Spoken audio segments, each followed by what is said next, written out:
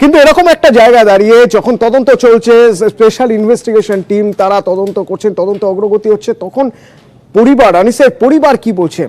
তারা কিন্তু এখনো সিবিআই তদন্তে অনড়। কাশীনাথ বেরা না, আমি ওকে চিনতে পারছি না, আমি চিনি না। আমি একজনের কথা বলেছি প্রথম থেকে, কি যিনি জ্ঞান নিয়ে পুলিশ আমার হাত ধরে বন্দুক নিয়ে দাঁড় করেছিল, তাকে ছাড়া আমি অনলি কাউকে চিনতে পারবো না। এই যে হোমগার্ড, একেও কি চিনতে পারছেন না? ভালো করে দেখুন তো আপনি।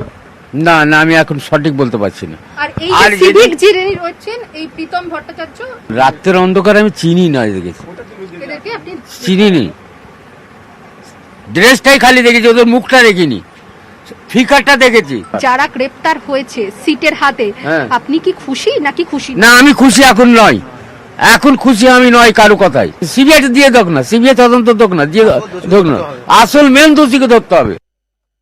আমরা খুশি, ভালো লেগেছে এই যে অ্যারেস্ট করেছে, কিন্তু ওরা কি আসামি অ্যারেস্ট করেছে না সন্দেহজনক অ্যারেস্ট করেছে?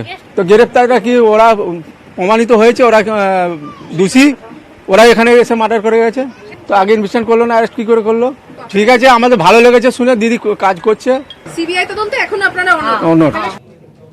আনিসের বাবা আগেই বলেছিলেন যে তিনি দেখলে চিনতে পারবেন, তাকে দেখানো হোক কারা সেদিন তার বাড়িতে ঢুকেছিল, কারা সেদিন তার বাড়িতে উপরে উঠেছিল। কিন্তু আজ যখন যে দুজনকে গ্রেপ্তার করা হয়েছে তাদের ছবি আমাদের প্রতিনিধি দেখালেন, আনিসের বাবা তখন কি বলছেন দেখুন। এই যে দুজন, অর্থাৎ সিভিক এবং তার সঙ্গে এই যে হোমগার্ড, এই দুজনকে যে গ্রেপ্তার করা হয়েছে, একবার চেনাবো। আচ্ছা, এনাকে কি আপনারা চিনতে পাচ্ছেন? না, আমি চিনি না। এরাই কি রাতে, এই যে ছবিতে যাকে দেখাচ্ছে, দেখুন তো এদেরকে চিনতে পাচ্ছেন কিনা? চিনতে পাচ্ছেন?